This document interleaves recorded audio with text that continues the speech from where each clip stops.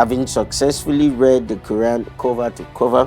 Unlike many Christian children, I never went to Sunday school or stepped foot in a church. Before you can arrive at that kind of reality in human spaces, oh, you'd have done a lot. The sheep, the shepherd, and the flock.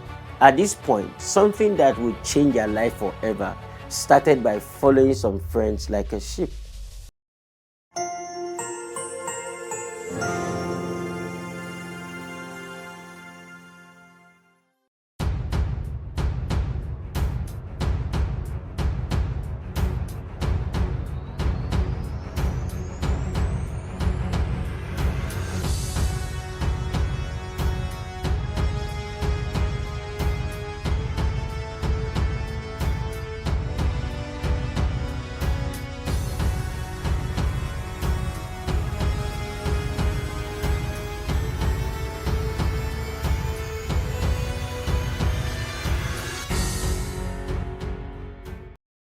Good day, wherever you are. I'm so excited today. Welcome again to the Biba Spotlight, where we review books that are informative and transformative for you. All right, my name is Emmanuel Aderoju Ademo. I am the voice of the Biba. I know you're excited with me because we always will bring you very, very powerful information on this show. Our books often bring up topics that are significant to life. All right, today we want to consider a very, very amazing topic, and put ahead. Let me ask this question, which is generally a social question: why it is difficult to have a particular place and everybody behaves the same way, right? Everybody wants yeah, and everybody says yeah. Before you can arrive at that kind of reality in human spaces, oh, you'd have done a lot. But is that not the conflict of life? However, I found a space where everybody could say yeah, and yet there's progress. Everybody could say nay, and yet there's progress. The question is, what is the definition of progress in that space? All right, this book is going to answer a little to us, but it will take us from basic topic to very, very insightful depth. Today, we will be discussing a book titled The Sheep, the Shepherd, and the Flock, God's Art for His People. The sheep, the shepherd, and the flock. This is what we're talking about. The book, The Shepherd and the Flock. First, I want to say that I have a very amazing design in my hands. I must confess and I must applaud the Tobiba publisher. Tobiba publisher is doing amazing, and I really should applaud Tobiba publisher. First, I should tell you what I'm holding is just by itself it's captivating, because even if I'm not looking at the cover, merely touching it, I want to really, really hold it there to myself. The design is gloss laminated, it's beautiful. And apart from the image that shows, the emblem of unity, right? That happens within a sheepfold, right? It also has a color choice that projects the idea of the book.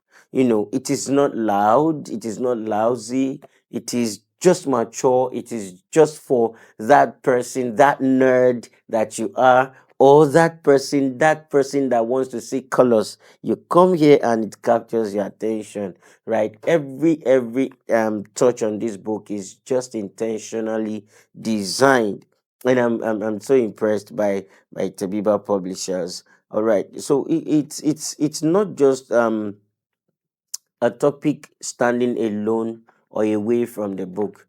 It is relating to the book. If you opened within, you would see that you have a cream colored leaf page design. And that's intentional. That's classical. That shows that, okay, the book wants you to come close without getting tired. The book is not chasing you. The book is drawing you close to, read and read and read and think about every bit of the word that you see within, right? This cream color has a touch of calmness that it gives to every reader. And sincerely, I am impressed by the whole design of this book. And I can't wait for you to get your own. When you're ready to get your own, I know you know what is right to do. All right, come to the topic. Before then, who wrote the book? A very, very amazing writer. And I should tell you that when I went through this book, I realized that the writer is not aloof from the book. The writer is Yemi Rafaels. You can look up Yemi Rafaels on social media. You will really, really be amazed what person that she is.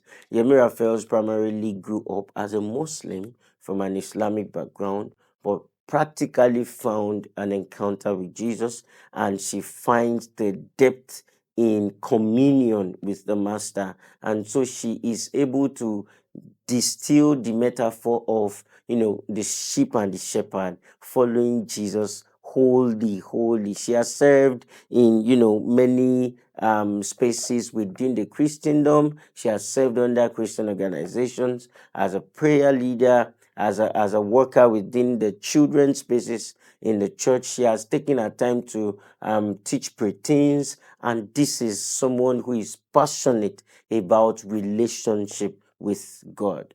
And do you know that it is often said that everybody has their approach to relationship?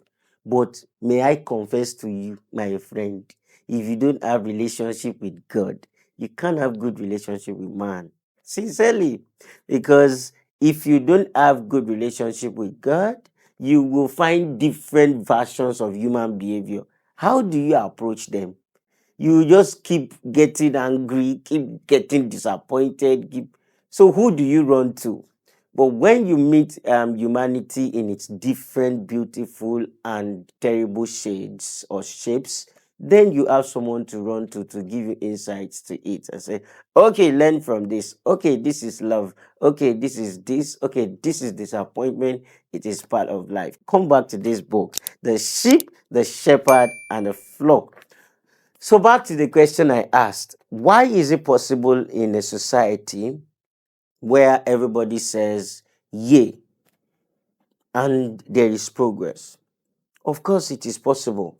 However, it is beautiful that every story in life or every story of life comes with conflict, and that makes for a lot of beautiful things, brings out novelty and so many other amazing things that might not be discovered on the surface, right?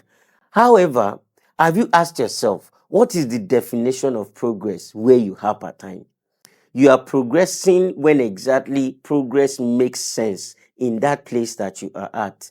For once, if I or sorry, for one, if I am interested in a particular business and everyone around me don't want that business, and there is a conflict, and then I decided to go into that business and I made it big, and they all see and they feel, wow, you've done well for yourself. However, many other persons among them are doing well in different other businesses. What makes it beautiful for me is that, okay, the part where they said no to, I treaded that part and I did greatly well. What is it for them? Maybe a message that they should have. So I begin to thrive in the fact that I did something that not many persons wanted to do. But think it this way. I have 10 friends and all of us decided to choose a path to follow. We followed and we succeeded greatly. Multiply my success with that of my friends times 10. Now you see the definition of success to us, or success to us. So what am I saying? The character of sheep, a fold of sheep, define success based on what they all want to do. I was checking to see, according to a particular website called PubMed. PubMed describes the sheep creation as a kind of very, very intelligent animal. You'd be surprised. And it is said that the sheep is able to identify emotions amidst each other. Now, come to think of it, that you are that person who wants to first put another person first in your thinking. It is the life of Christ. It is why every creation of Christians are within that metaphor of a sheep. And this book really, really, really explicates on this. Now, let me give you a snippet from the book, page 109.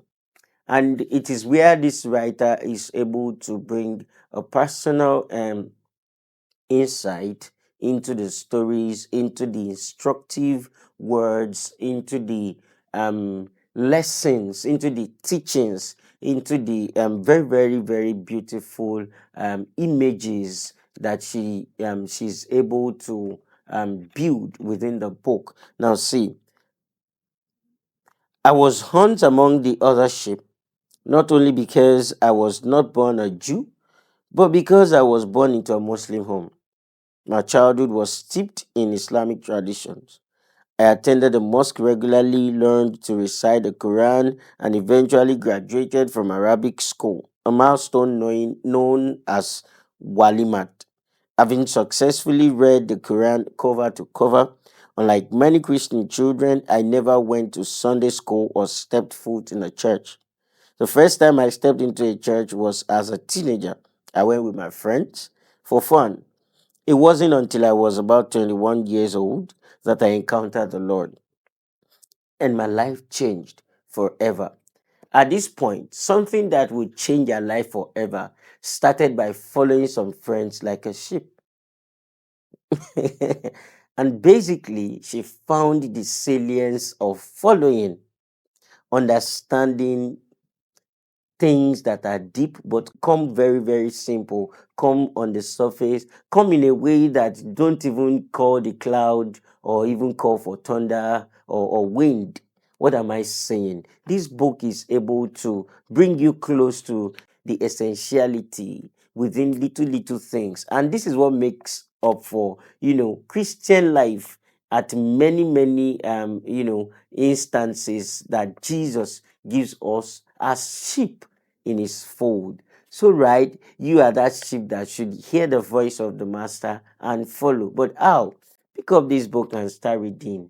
Start reading this book today. Call for your copy at Tebiba Publisher, or you look up the writer Yemi Rafaels. Look up Yemi Rafaels online.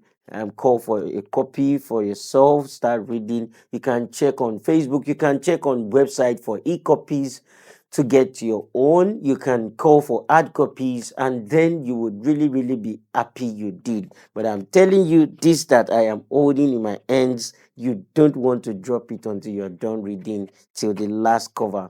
In this book, we have just 15 chapters and 155 pages of the book.